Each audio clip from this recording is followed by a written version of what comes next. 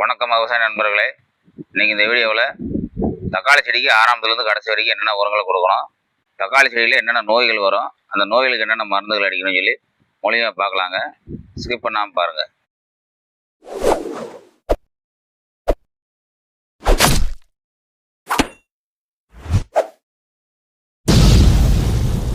தக்காளி நாற்று நடவு நட்டு 7 to 10 நாளில் வேரோட்டத்துக்கான மருந்துகள் ஹூமிக் ஆசிட், ரூட் ஹார்மோன் அல்லது மைக்ரோசியா, இந்த மூணில் ஏதோ ஒன்று கொடுங்க.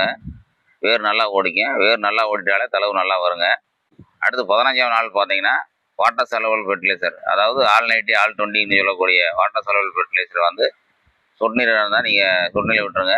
வாய்க்கால் பாசனமாக இருந்தால் கரைச்சி ஊற்றி விடுங்க. மூட்டை உரங்களை வந்து இந்த தருணத்தை கொடுக்கக்கூடாது. இளம்பயிர் வந்து மூட்டை உரங்களை நேரடியாக எடுத்துக்காதுங்க. உங்களுக்கு மூட்டை உரம் தான் கொடுக்கணும் அப்படின்னு நீங்கள் நினச்சிங்கன்னா மார்க்கெட்டில் கிடைக்கக்கூடிய கலப்பு உரங்களை வாங்கி கரைச்சி ஊற்றி விடணும் வாய்க்காலில், அல்லது செடிக்கு கரைச்சி ஊற்றி விடுங்க. அது வந்து ஈஸியாக பயிர் வந்து எடுத்துக்கும். அடுத்து 20ஆவது நாள் பார்த்தீங்கன்னா நீங்கள் சீஎன் கொடுக்க ஆரம்பிச்சிடணும். தக்காளியை பொறுத்த வரைக்கும் நீங்கள் நாற்று நடவு நட்டு தக்காளி போயிற வரைக்கும் சீஎன் கொடுத்துட்டே இருக்கணும். 20 நாளைக்கு ஒன்ஸு கொடுத்துட்டே இருக்கணுங்க. ஏக்கருக்கு 10 கிலோ வீதம்.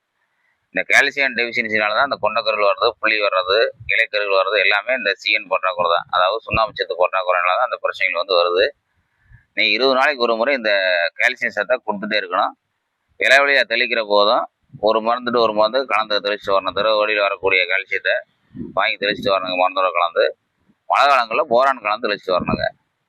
அடுத்த 30ஆவது நாள் தான் நீங்கள் மூட்டை உரங்களை கொடுக்க ஆரம்பிக்கலாம். அதாவது ஸ்ட்ரைட் உரங்களை கொடுக்க ஆரம்பிக்கணுங்க.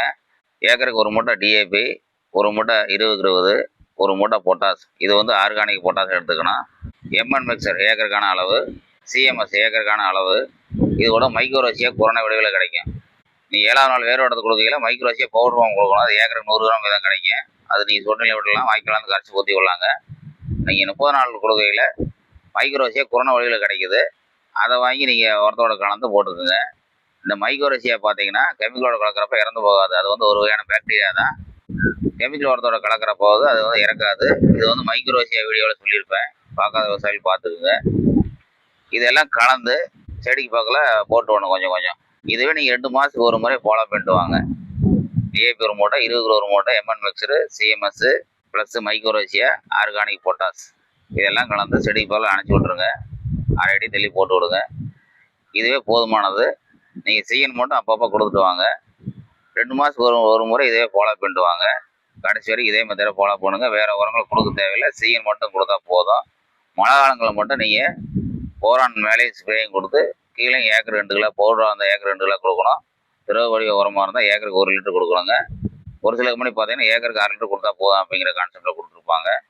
நீங்கள் வாங்கக்கூடிய கம்பெனி என்ன ரெக்கமெண்டோ, ஏக்கருக்கான ரெக்கமெண்டோ அதன் பிரகாரம் நீங்கள் விட்டுக்குங்க.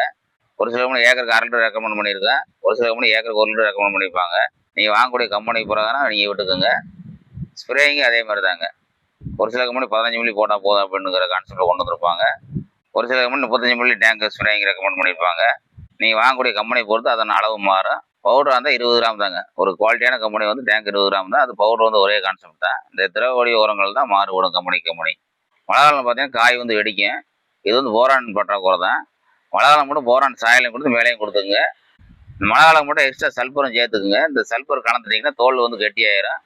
இந்த சல்பர் கொடுத்தாலும் இந்த வெடிப்புத்தன்மை வராமல் இருக்குங்க. இது வந்து சல்பரோட வீடியோவில் சொல்லியிருக்கிறேன். நான் 102 பற்றி தனித்தனியாக ஒரு வீடியோ போட்டிருக்கேன், பிளேலிஸ்ட்டில் இருக்குது. பார்க்காத விவசாயி பார்த்துக்குங்க. இதன் பிறகு நீங்கள் உரங்களை கொடுத்து வந்தீங்கன்னா தக்காளியில் வந்து அதிகமான மகசூல் எடுக்கலாம்.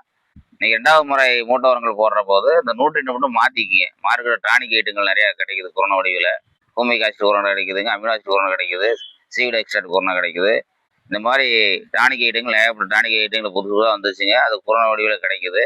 அதில் ஏதோ ஒன்று வாங்கி 2வது முறை உரம் போடையில் கலந்துக்குங்க. இந்த மாதிரி டானிக்கில் மாற்றி கலக்கிற போது தான் உங்களுக்கு அதிகப்படியான மகசூல் கொடுக்கும், பூக்கள் பூக்கும். ஒரே கான்செப்டில் நீங்கள் உரங்களை போடக்கூடாது. நீங்கள் உரங்கள் மட்டும் ஒரே போட மாட்டீங்க. டிஏபி 20 கிலோ பொட்டாசு நீங்கள் கூட கலக்கக்கூடிய குரணைகளை மட்டும் மாற்றிக்கிங்க. அப்பப்போ மாற்றி போட்டிங்கன்னா தான் அதிகப்படியான மகசூல் உங்களுக்கு கொடுக்கும். சரிங்களா? அடுத்த தக்காளிக்கு என்னென்ன மருந்துகள் அடிக்கணும்னு சொல்லி கேட்டிங்கன்னா, நீங்கள் தக்காளி நாற்று நட்டோன்னே எறும்புகள் வந்து அடிக்கும். அதுக்கு வந்து நீங்கள் மோனோகோட்டோபாஸ் தான் ஸ்ப்ரேயிங் கொடுக்கணுங்க. எறும்புகள், வண்டுகள், பூச்சிகள் எல்லாத்தையுமே இந்த மோனோகோட்டோபாஸ் கேட்டுரும். 30லேருந்து நீங்கள் 50 மில்லி வரையும் கொடுக்கலாங்க. முதல் மருந்தில் 30 மில்லி கலக்குங்க, 2வது மருந்தில் 40 மில்லி கலக்குங்க, 3வது மருந்து 50 மில்லி கலந்துட்டு வாங்க. இதுவே 20 நாள் வரைக்கும் ஃபாலோ பண்ணுங்கள். இந்த மோனோகோட்டோபாஸ் மட்டுமே 20 நாள் வரைக்கும் ஃபாலோ பண்ணுங்கள். இதுலேயே எல்லா வகையான பூச்சிகளையும் கேட்டுருங்க, வண்டுகளையும் கேட்டுரும், எறும்புகளையும் கேட்டுரும். நீங்கள் ஹெவியாக வேறு மருந்து அடிக்க தேவையில்லை. உங்களுக்கு மண்ணில் கொடுத்து கண்ட்ரோல் பண்ணணும் அப்படின்னு கேட்டிங்கன்னா 505, அதாவது குளோரிசைபர் ஏக்கருக்கு 1/2 லிட்டர் கீழே கொடுத்தீங்கனாலே எல்லா வித பிரச்சனையும் கேட்டுரும். அந்த மண்ணில் வரக்கூடிய சாணி வந்து எறும்புகள் பூச்சிகள் எல்லாத்தையுமே இந்த குளோரிபைபர்ஸ் ப்ளஸ் சைவர்மெத்தின் கேட்டுரும். நீங்கள் இந்த மருந்தை வந்து மேலே ஸ்ப்ரேயிங் கொடுக்கக்கூடாது, கிராச்சிங் ஏற்பட்டுரும். மொசக்காத மாதிரி விளைச்சிக்குங்க. மேலே ஸ்ப்ரேயிங் கொடுத்து கண்ட்ரோல் பண்ணணும்னா உங்களுக்கு மோனோகோட்டோபாஸ் மட்டும் தான் அடிக்கணும். கீழே கொடுத்து கண்ட்ரோல் பண்ணணும்னு கேட்டிங்கன்னா குளோரிசைபர் தான் கொடுக்கணும். நீங்கள் வேறு மருந்து கொடுத்தீங்கன்னா பிரச்சனைகள் நீங்கள் ஜாஸ்தியாக கொண்டு வந்துடும். ஹெவி டோஸ் கொடுக்கக்கூடாது, சரிங்களா? அடுத்து 20 நாளைக்கு மேலே தான் பார்த்தீங்கன்னா வேறு பிரச்சனைகள் வர ஆரம்பிக்கும். அதாவது லீஃப் ஃபைன்னு சொல்லக்கூடிய கோட்டுப்புழு வர ஆரம்பிக்கும். அப்போ வந்து தயாமெக்சம் டேங்க் 5 கிராம் கொடுத்துக்குங்க. 20 நாள்ல இருந்தே பார்த்தீங்கன்னா மேலே கால்சியம் லிக்விட் ஸ்ப்ரேயிங் கொடுக்க ஆரம்பிச்சிருங்க. உங்களுக்கு உங்கள் பயிர் சரியாக வளராமல் இருக்குது, கீழே நின்றுருக்கு அப்படின்னா அப்போது மட்டும் பார்த்தீங்கன்னா நீங்கள் ஜிப்ளிக் ஆசிட் கலந்துங்க. ஒரு பாயிண்ட் 3 டேங்க் வந்து கலக்கலாம். Gibberellic acid plus thiamethoxam plus calcium liquid, இது 3 கலந்து ஸ்ப்ரேயிங் கொடுங்க. அடுத்த 25 to 30 நாளில் பார்த்தீங்கன்னா சில கருகள் வரும்.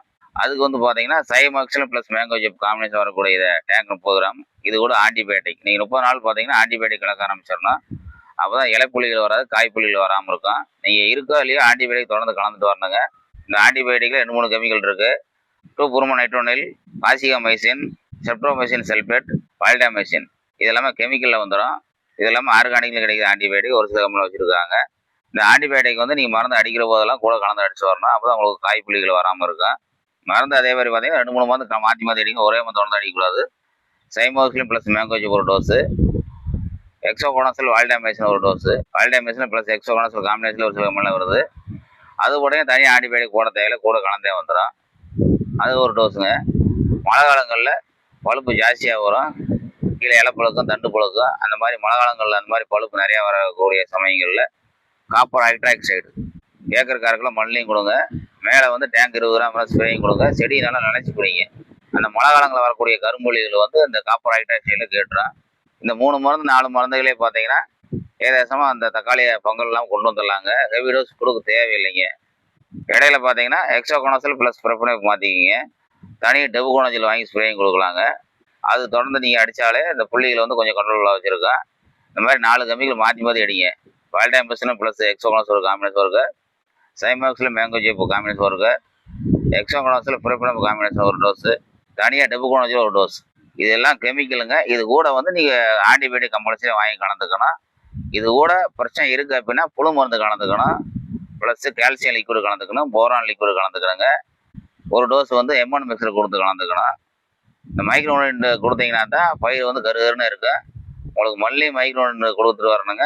மேலே இலைவலையும் தெளிச்சுட்டு வரணுங்க. அப்போ தான் பயிர் கருகருன்னு இருக்கும், காய் வந்து சைனிங்காக இருக்கும், உங்களுக்கு வந்து வெடி போகாமல் வரும். உங்களுக்கு புழு சிம்டம்ஸ் வருது அப்படின்னா இந்த புழுக்களுக்கு வந்து ஹெவி டோஸ் போக தேவையில்லை.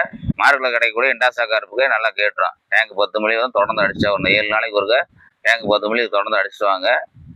இந்த ஊசி புழு தாக்குதல் வந்து குறைஞ்சிடும், சுத்தமாக வராது. இல்லை இந்த இண்டாசாக்கார்ப் குரூப் ஸ்டேஜுக்கு மேலே கேட்கல அப்படின்னா புரோஃபிலினானில், அதாவது பிஐயில் புரோஃபிலியான் வரும், பிஎஸ்எல் எக்ஸ்போனஸ் வரும். இந்த மருந்து பார்த்தீங்கன்னா 20 நாளைக்கு கண்ட்ரோலாக வச்சுருக்கோம் அந்த ஊசி புழு வராமல். இந்த 2 மருந்துலேயே உங்களுக்கு வந்து தக்காளி எடுத்துடலாம். நீங்கள் இண்டாசாக்கார் போனீங்கன்னா விலை கம்மி, சீப் ரேட்டு. நீங்கள் புரோஃபிலினானில் போனீங்கன்னா ரேட்டு கூட வரும். உங்களுக்கு பார்த்தீங்கன்னா இது இண்டாசாக்கார் 7 நாளைக்கு கேட்கு, அது 20 நாளைக்கு கேட்கு, இவ்வளோதாங்க வித்தியாசம். 2 சேம் தான். வேறு ஹெவியான மருந்து கொடுத்து நீங்கள் வந்து பிரச்சனை கொண்டு வந்துக்காதீங்க. தக்காளி இவ்வளோ தான் பிரச்சனைகள் வரும். அதிகப்படியான வெயில்லையும் அதிகப்படியான மழையிலையும் பார்த்தீங்கன்னா செம்பியன் தாக்குதல் வரும். இந்த செம்பியனுக்கு பார்த்தீங்கன்னா நீங்கள் பர்ஃபாக்ட் அடித்தாலும் போதும். நான் பல வீடியோக்களை பர்ஃபாக்ட் ரெக்கமெண்ட் பண்ணியிருப்பேன். இதுதாங்க சீப் ரேட்டு, ரிசல்ட்டும் நல்லாயிருக்கும். பர்ஃபாக்ட் டேங்க் 25 மில்லி, சல்பர் 50 கிராம் போட்டு வெயில் அடிச்சு நல்லா பொறிஞ்சு போயிடும். இந்த காம்பினேஷன் கேட்கல அப்படின்னா பெனாஜாக்குன்னு ப்ளஸ் 5 இந்த காம்பினேஷனில் சரஸ்வதி கேமில் மேக்னெட் பேரில் வருது. இது நல்லா கேட்கு. இது வந்து மருந்தோட கலந்து வச்சுக்கலாம். நீங்கள் பர்ஃபாக்ட் போனீங்கன்னா வெயிலில் அடிக்கணும், சல்பர் கலந்து. இந்த பெனாஜாக்குன்னு ப்ளஸ் 5 போனீங்கன்னா நீங்கள் அடிக்கிற மருந்தோடய கலந்து அடிச்சிக்கலாங்க, நல்ல ரிசல்ட் வந்துடும். இது ரெண்டுமே பார்த்தீங்கன்னா விலை கம்மியான மருந்து, ஹெவியான டோஸுக்கு போக தேவையில்லைங்க. இதுலேயே உங்களுக்கு தக்காளி முழுமையாக வந்துடும். இப்போ நான் சொன்ன உரங்களையும் சொன்ன மருந்து தெளித்தாலே உங்களுக்கு தக்காளி சிறப்பான மகசூல் எடுத்துடலாங்க. எந்த வித பிரச்சனையும் கொண்டு வந்துடலாம். உங்களுக்கு வேறு எதுவும் சந்தேகம்னா என்னோட நம்பருக்கு கான்டாக்ட் பண்ணுங்கள். அதே போல் தக்காளி ஓஞ்சி மருந்தோடு வரணும் அப்படின்னா நீங்கள் கீழே யூரியா கொடுக்கலாம். யூரியா வந்து தொடர்ந்து கொடுக்கக்கூடாதுங்க, வேறு எடுத்து போயிடும். உங்களுக்கு தக்காளி மருந்தோடு வரணும், இல்லை ட்ராப் ஆகுது, வளர்ச்சி ட்ராப் ஆகுது அப்படின்னா நீங்கள் லைட்டாக, அதாவது ஏக்கருக்கு 10 கிலோ யூரியா கொடுக்கணும். நீங்கள் யூரியா கொடுக்குறோம் உங்களுக்கு இன்னொரு நன்மை ஏற்படும். இன்னைக்கு சொட்டு நீர் இருக்கக்கூடிய அந்த உப்பு தண்ணியால் ஏற்படக்கூடிய கல்லடைப்பை அந்த யூரியா எடுத்துகிட்டு போயிடும். அதனால் ஏக்கருக்கு 10 கிலோ கொடுங்க. ரொம்ப நேரம் போகணும். அதாவது அந்த 10 கிலோ வந்து சொட்டு நீரில் வந்து 2 மணி நேரம் போகணும். அப்போ தான் அந்த கல்லடுப்பு எடுத்து வரும். மேலே வந்து மறுதளவு வர்றப்ப ஜிப்ளிக் ஆசிட், தனியாக கிடைக்கக்கூடிய நைட்ரஜன், இப்போ ஸ்ப்ரேயிங் கிரேடில் யூரியா வருது பார்த்தீங்களா, அந்த nitrogen plus humic acid plus ஆல்நைட்டி, கால்சியம் லிக்விட் இதெல்லாம் கலந்து ஸ்ப்ரேயிங் கொடுத்தீங்கன்னா ஆட்டோமேட்டிக்காக தளவு பிச்சுட்டு வந்துடும். அந்த பட்டு போன செடி கூட வளர்ந்து வந்துடும். 2வது டோஸ் கொடுக்கையில் fulvic acid, amino acid, seaweed extract இந்த மாதிரி டானிக்கில் கலந்து அடிச்சிங்கன்னா பூப்புக்குள்ளே போக ஆரம்பிச்சிடும், வாதுல ஓட ஆரம்பிச்சிடும். இந்த மாதிரி 8வது தடவையும் இந்த மெத்தடில் ஃபாலோ பண்ணி அடிச்சிங்கன்னா தளவு பயங்கரமாக வந்துருங்க. தளவு வந்ததுக்கப்புறம் திருப்பி உரங்களை கொடுக்க ஆரம்பிங்க. அப்புறம் மருந்தில் நோய் மருந்துகள் புழு மருந்துகள் அடிக்க ஆரம்பிங்க. மருதளவு வந்த காலையும் ஒரு 2-3 மாதத்துக்கு காய்ச்சிட்டு இருக்குங்க. மழை காலங்களில் திருப்பி தலையும் 2 முறை 3 முறை தலை வச்சு காய்ச்ச காடுலாம் நிறையா இருக்குது. அதனால் இங்கே ஒரே டோஸில் முடிஞ்சிருச்சு அப்படின்னு சொல்லிட்டு தக்காளி வெட்டி விட்டுறாதீங்க. தக்காளியை பொறுத்த வரைக்கும் 2-3 முறை வந்து மருதளவு வந்து காய்க்கும். நிறைய விவசாயிகள் வந்து ஒரே தடவையிலேயே அந்த தக்காளியை முடிச்சுக்கிறாங்க. மருதளவு வர வச்சு 2 முறை 3 முறை கூட மருதளவு வர வச்சு காய்க்க வைக்கலாம் தக்காளியை. உங்களுக்கு ஏதாவது சந்தேகம் என்னோட நம்பரை கான்டாக்ட் பண்ணுங்கள். அடுத்து வேற ஒரு வீடியோவில் வேற ஒரு பயிரை பற்றி பார்க்கலாம்.